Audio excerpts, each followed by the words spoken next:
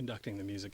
Anyways, hey guys, welcome to another edition of Moron versus Fanboy. I'm your host, Lon Lopez from MoronLife.com. And I'm Derek McCaw from FanboyPlanet.com. We are two self-styled pop culture experts who obviously cannot count because tonight we are three. What? Wait, how do we set it up as two? I don't understand. But yes, you're right, we do have a guest. Right. And that person is a self-styled pop culture expert. He has been with us before, and you must be familiar with him because his name is Jason Salazar. Let's welcome him. Yay, me. He's back, people. Hello. And this time we have him framed better. I think the last time he was... Let me see. Oh, yes. Because you know why? Yeah. It's very important. We bought a third stool. That's why. Anyways... Well, business is looking up. How did our sponsorship go? Our sponsorship is, Jack Daniels never got back to me. No. Remember, we are still having the Jack Daniels t-shirt contest. If you don't know what I'm talking about, watch episode 10 and learn something, maybe. I don't know. Anyways, we got a lot to talk about tonight. That sounded desperate. But we're going to try something new tonight. Tonight's going to be a little more chattier than normal. Because we're covering two basic events that happened over this, or one happened, one is still ongoing, correct? That's right. So we're gonna just jump right into it, and we got a lot to talk about tonight. But let's go ahead and jump right in to our cover story.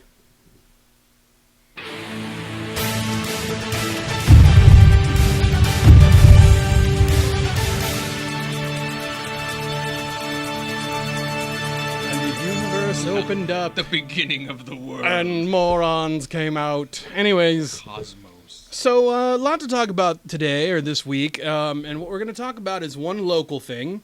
We do shoot in San Jose. Another one is a kind of a national thing that kind of came to our neck of the woods. But we're going to start today with the local film fest that could, Cinequest, San Jose Zone International Film Festival. Now, Derek, you were covering them, correct? Yes, have been at most of, in fact, this is the first night off I've had from that for several days. Give us a little, just for the people at home who don't know, give us a little background on the festival. Well, Cinequest, this is its 24th year. It was then founded 24 years ago. I can do basic math.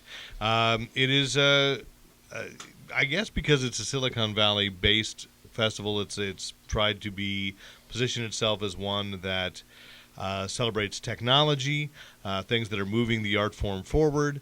But it's a pretty interesting festival. I'll be honest here that I went last year because a film that I had a tiny bit of participation in, 3-second cameo, got into the festival. So then I was paying attention. It's like near where I work.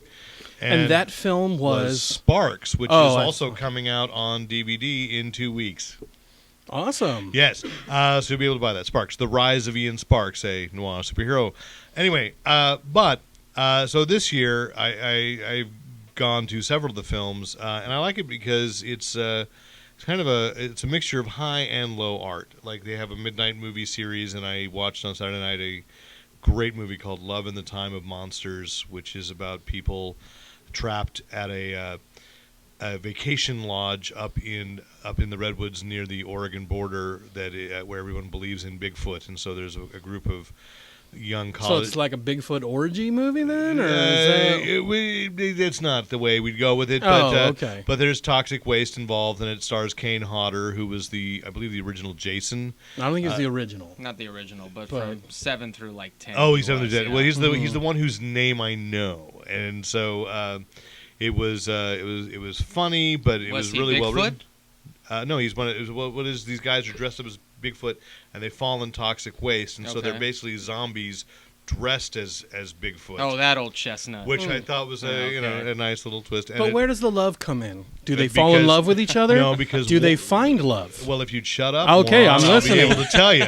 Or is it just a time of monsters? Oh my God! Okay, go ahead. Do you ever stop? That's what my mother says.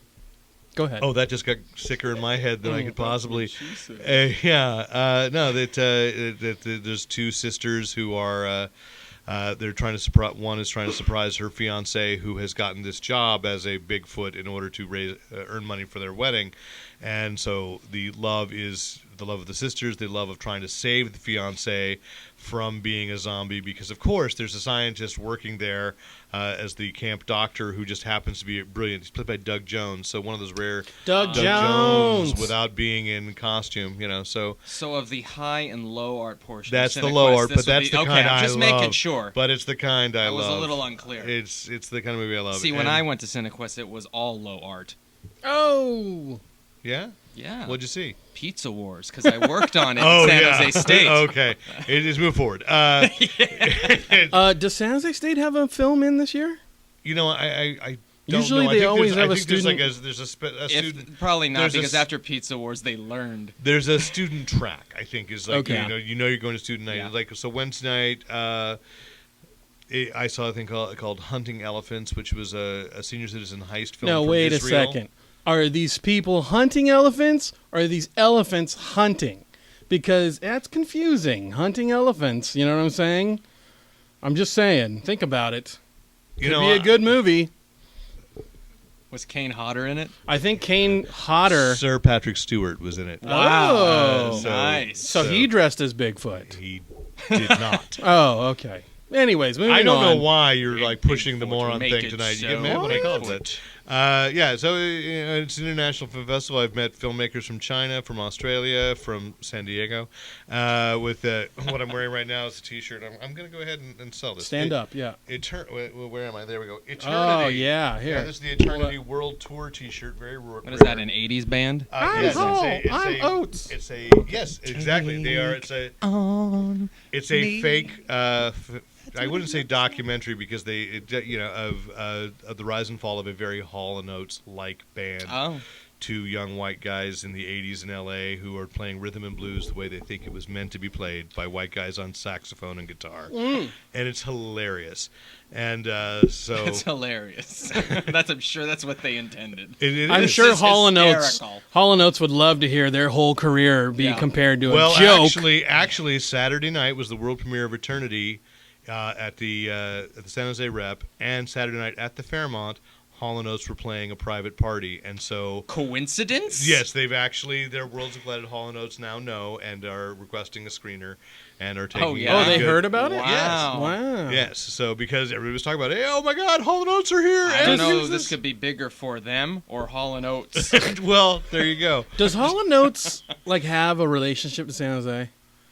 No, I think but they're one of those kind of like, if I dare at this point, like nostalgia acts that we're in Silicon Valley. There are companies can that afford have it. money, can afford to have a private party and have them I swear to entertained God, at the. I swear to God, I was downtown maybe 4 years ago, and I was walking by.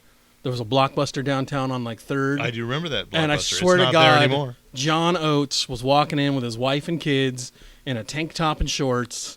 And I looked at, we did that like eyes interlock thing, and it was one of those where it was like, I hope he doesn't recognize me. And I was like, I'm not going to recognize him, And then we just went our ways. But I'm all, I just bumped into John Oates at a Blockbuster. That's crazy. So I'm just curious. Maybe they're familiar and friendly. No? I don't know. It wasn't He's John an Oates? avid moviegoer. It could have been just a guy with curly hair and a They mustache. could have been doing a show at like the Mountain was me. Winery yeah, or they something. could have been. I or- think they've done that. So. What? You saying no? What? No, they're from Philly. Doesn't matter. They tour all over the world, no? And we all love San Jose. Oh, he's looking them up right now. Oh, no, they're from Philly. He wikied Hall & Oates. All right. Hey, wiki. We are cutting edge here. That's so right. anyway. All high Well, Oates. if I ever meet John Oates, I'm going to ask Well, him. you did. Not officially. I met. Oh, okay. We I'm just eye-talked. saying, we're going to split hairs here. Oh, okay. Sure. All right. Fair enough. Yeah, so anyway, it's a festival that lasts about 2 weeks. And All right, so it's far interesting. you've jumped into it. You covered how many days so far? We covered since Tuesday, so 6 days. All right, without I'm taking tonight off to be in this show. so without I'm revealing regretting it after our conversation. Without revealing the biggest perk you've had yesterday, tell us some highlights you've had from the last 6 days covering it. Well, they have started a new award. I mean, they are honoring journalists because they think in this day and age, and I think this is true, for movies that would be at some place like Cinequest or on a film festival circuit, things that are now going on to video on demand directly that might have used to have gone to some place like, when Meridian Quad existed locally, these multiplexes that would have played smaller films it really is up to word of mouth. Because there's no studio that's going to put money into it. So they're giving these three, they awarded 3 journalists, Eric Cohn from IndieWire, Kenneth Turan from the Los Angeles Times, and Harry Knowles of Ain't It Cool News. So Harry Knowles? Yes, so the bearded, oh, there he is. Yes, head geek. Hello. As he calls himself. And really... Solo. I'm glad you did that. Oh, okay. I was waiting for someone. I was like, okay, you're just rude. And really, he was... Hey, look at that. It's Rick Bretschneider. Yes, and Mike Rabel in the back. He wants to strangle him. And No, they were he's just doing the old-timey boxing fists. They were talking about being at the Acker Mansion way back when, but Harry came with a movie called Grand Piano, which was just opened actually Friday. So he showed it Thursday night at Cinequest, and then it opened in a very limited release on Friday.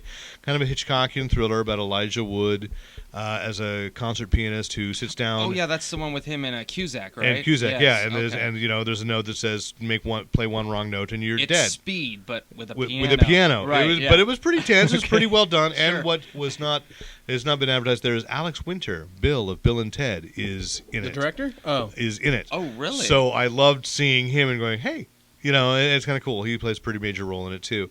So the perk was that actually sitting down with, for me, for Fanboy Planet, for almost everything, Ain't It Cool News was kind of the first. So I've had, kind of blown hot and cold on what Ain't It Cool News is doing, but to actually sit down and have a conversation with Harry Knowles and put him on my podcast, and also just to kind of talk about mutual friends we have and a mutual experience we've had was kind of fun. So again, like going to any other convention, for me it has become the chance to start talking movies with other people and meeting, like I said, filmmakers from all over the world. I met a filmmaker Wednesday night from mainland China who has this parallel world Hitchcock movie called Parallel Maze. Maybe it lost something in translation.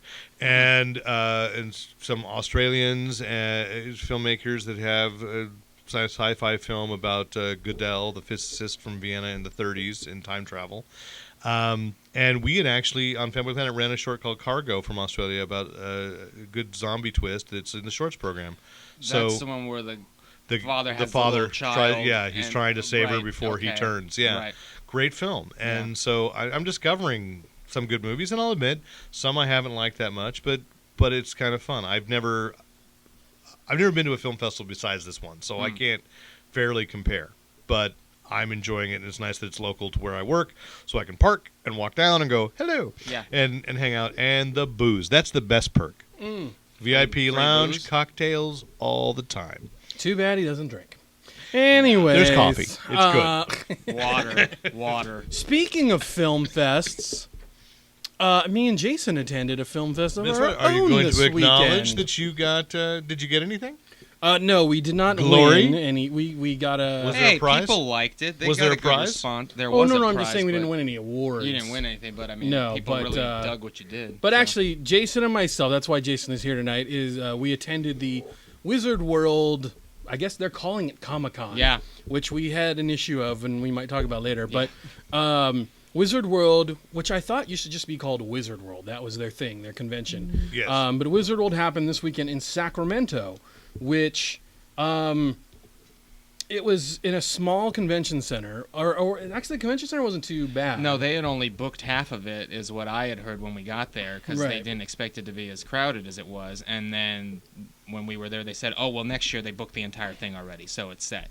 Okay, but basically they only had half of it at their disposal. And it was a massive success because lines around the corner, waits to get in. Is this the first time that Wizard World has come to Sacramento? First time they've come to, I want to say the West Coast. No, but they've been to Portland, I think, or a little farther And they up had north. done Anaheim a few years ago. So, Wondercon but their first time to went down Northern there. California. And I think where Wizard World wasn't expecting it to be so successful was that they didn't take into the fact that Northern California hasn't had a big Comic-Con for the last 3 years, 4 years. How long's this is the third year where WonderCon is in Anaheim, and Big Wow is trying, but Big Wow, as great a show as that is nowhere near the size of what WonderCon is. Or Wizard World, or WonderCon, for sure. So I think where Wizard World didn't anticipate a big draw was all those WonderCon people were like, Yeah. hey, it's a weekend in March. We got nothing else to do. And the other thing that Wizard World offered was they had a draw from some pretty major celebrities. And they were adding that up to the last minute. Yeah, too. and their big celeb guest or guest of honor, however you want to put it, was Chris Hemsworth, who plays Thor from the what was that movie he was in where he's flying around with a hammer and Citizen Kane? It was Basic Instinct. No, not that one. But anyways, Well, I so tried. he's a movie star. Why He am I came. There's a picture. Look at that. Myself. Thor touched your hammer. He held my hammer really hard, and he looks thrilled, by the way. and lightning came out. So you were picture number 4,802. So he's not that good an actor. Yeah. No, actually, Zing. truth be told, he was very happy in between pics, and then he got into character whenever he took his pictures. That's his Thor? But I'm Thor. yeah, he was just like, oh, thank you, mate. Good day, whatever they say. And I would have taken a picture with him, but It was okay. It was pricey. We'll talk about that in our next segment. Yes. But Jason attended. He got to meet Julie Benz from Dexter, and yes. Where else is she from? Buffy the Defiance. Vampire Buffy. She's on Sci-Fi Channel show Defiance. That's Wizard CEO. I think his name's Joe something. I can't remember. And then Chris Hemsworth and Norman Reedus from The Walking Dead. Apparently, that is. Okay. Chris Hemsworth is given the This hang is the loose New signal. Avengers, actually. Yeah, that's Doctor Strange right there. Getting a little more ethnic. Yeah.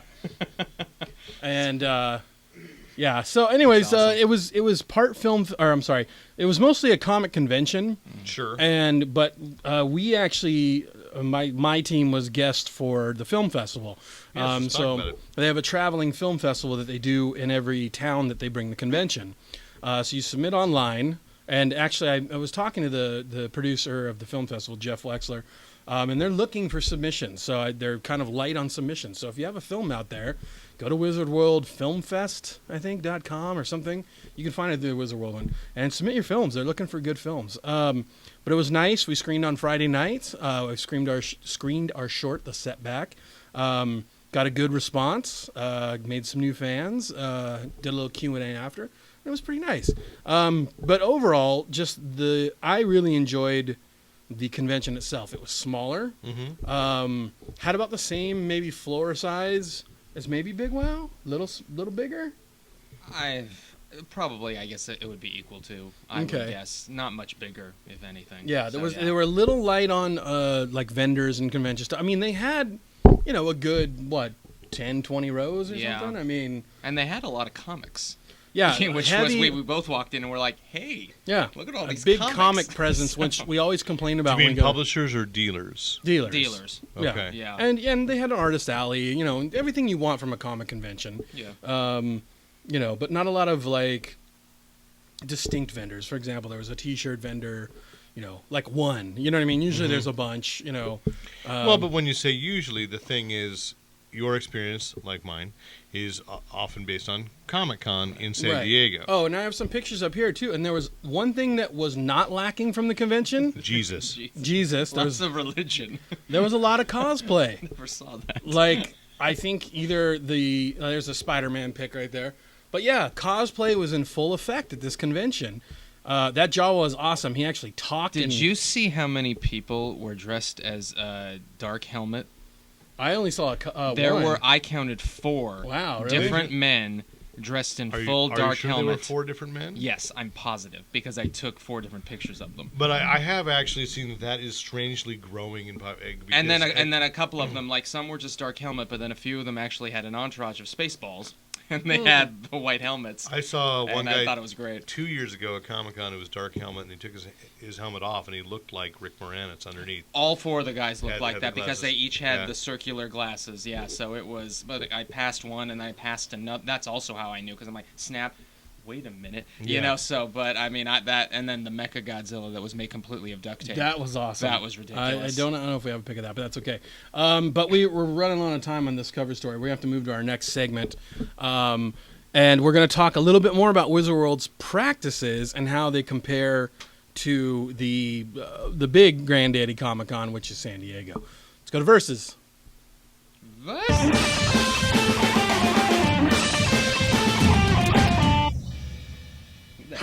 Who the hell was that? That is the kickboxing champion, Katie McBean. I don't know. I just made that up. Jason, Yes. you assume that Lon knows what he's doing. I assumed do he knew the not. kickboxing champion, Katie McBean. Now my dreams have been shattered. Thanks for nothing. Liz. Katie Just like his McBean. face when she kicked him. That's right. International kickboxing Saw champion. International. So, one thing we want to talk about in Versus is one thing that Wizard World did that was a little different that Comic-Con did was they have all the celebrities come for photo ops, autographs, everything like that, even panels. However, they differ because they charge for all of these things. For the panels?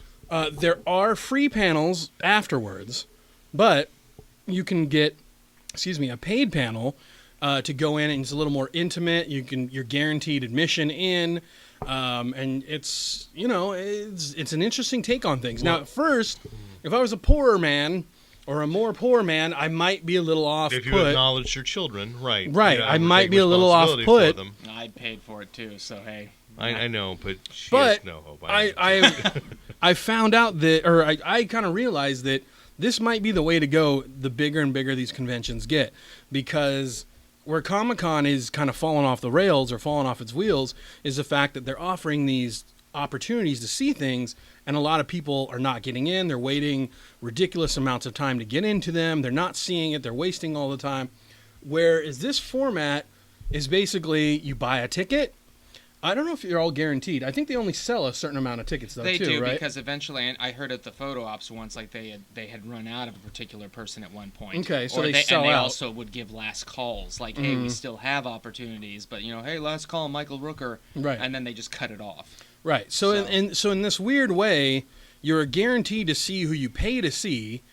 Some, and there's a level of there's a price range. Well, if I can Yeah. say, that actually has sprung up in parallel to Comic-Con in San Diego, Nerd HQ, which Chuck, what's his name? Zachary Levi. Zachary Levi has set this up. And so many of the very popular things like Walking Dead would be, the cast of Walking Dead, they'll have a panel at Comic-Con, but you can pay $15 to go into a venue outside of the convention center. I may be too low with the $15 there, but but I think when it started a couple of years ago, that was about what the going rate was, and there'd be a smaller, albeit different, panel with those same people, and that money would then go to charity. Operation Smile, I think, is his. So there had been grumbling from Comic-Con, but all they've done is made it get stronger. So I'm saying it's there. It's a possibility, and people could go down to San Diego and not be part of Comic-Con and be able to And attend there's these always things. so much to do right outside the convention center anyway, and to have those opportunities, I think, is really important for people who can't get passes. Right, but So- I also think it's good too in the fact that it kind of I lost my train of thought. But it basically gives you that opportunity to get to see the celebrity you want to see, talk to the celebrity you want to see, and and kind of cuts down the riffraff in a sense that the person that doesn't want to pay the money or doesn't want to spend But now, the what time. if I consider you the riffraff?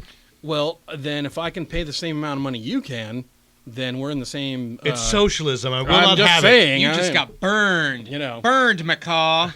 He got macaw. I mean, Oh, wait, no, I'm that's in all right. agreement with you. I would rather pay, even if it is somewhat pricey depending on the person, but to know that I'm going to get to see who I want to see, get the photo, get the autograph, as opposed to like Comic-Con, like we said, and Right. wait in a line all day, and they're like, oh, sorry, no can do. Right, yeah. So, I mean, again, you paid for Thor, which was a little more on the higher end of the price scale. Can Right. you say what that was?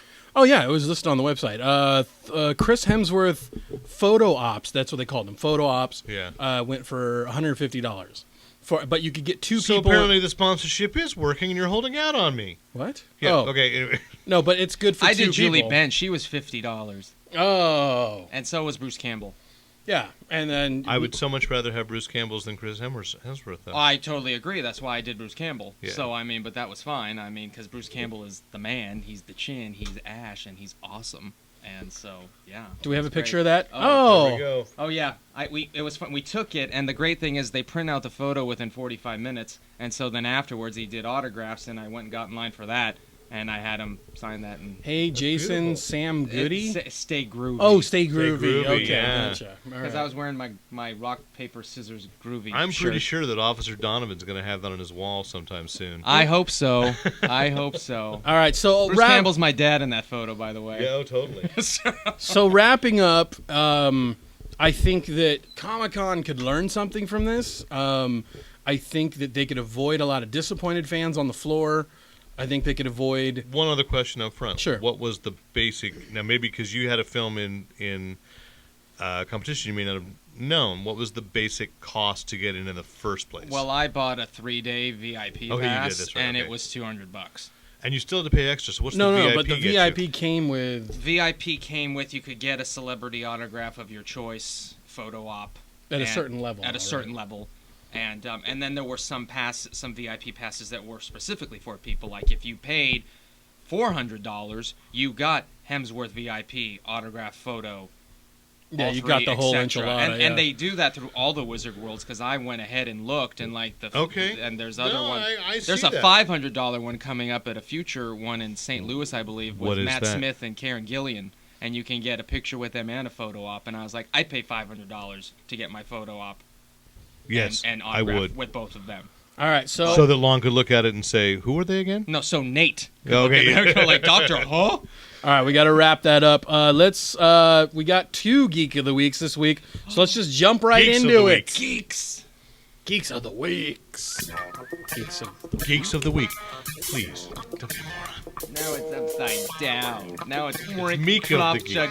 It's Greek. Water It's not a well thought through graphic. All right, so our first, You keep pushing, Salazar. we got 2 Geeks of the Week this week, and we're going to go right into it because we're running low on time. Derek, who is your Geek of the Week? Neil Gaiman, the guest of honor at Cinequest. Yay. Personal hero, came out to receive a Maverick Spirit Award at Cinequest.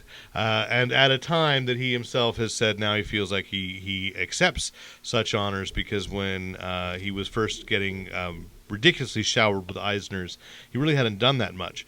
And so now he feels at least, if something were to happen to him, there's a body of work. It's he's had his impact on the culture. And very, very cool man. And immediately, and I actually heard him say it backstage as well, he wants to come back to San Jose next year and just hang out. And there's a really awesome article you did with your interview Yes. transcribed on I got 12 fanboyplanet.com. minutes with him, and he will be on the podcast as well. I mean, we're doing it both ways. So be sure to check that out. My Geek of the Week this week is The Walking Dead's own Daryl Dixon, Norman Reedus. Now, the reason he's my Geek of the Week is because he was offering a cheaper fan photo op at the Wizard World this week, and he killed it both Saturday and Sunday. He had lines around the corner. He had fans going crazy to see him, and I almost think he had, and it could be an economical thing, but he had twice as many fans as Chris Hemsworth. But did. I've been reading, though, like, I wouldn't be surprised if in a weird way, in like 2 years, he's people's sexiest man alive. He might be, next year. Because That women would be weird. Women are totally Yeah, but into they Daryl. love him. Oh, yeah. They love him. They just love him. So congrats to both our Geeks of the Week. You guys earned it. You're awesome. You're killing it wherever you're doing it. We love you. So that's all the time we have for this week. Unfortunately, we have to cut it quick. I'm Lon Lopez from MoronLife.com. I'm Derek McCaw from FanboyPlanet.com. We want to thank our guest, Jason Salazar. Beyond of Forever Studios. Beyond- No, I'm BeyondForever.net. Check him out. Look for us all online. Their Twitter feeds. That's Twitter. my Twitter. Beyond Forever. Beyond Forever Street, because I couldn't fit studios. Fanboy Planet. At Moron Life. And that's our show. We'll see you next time on Moron versus Fanboy. Thanks a lot, guys. Later.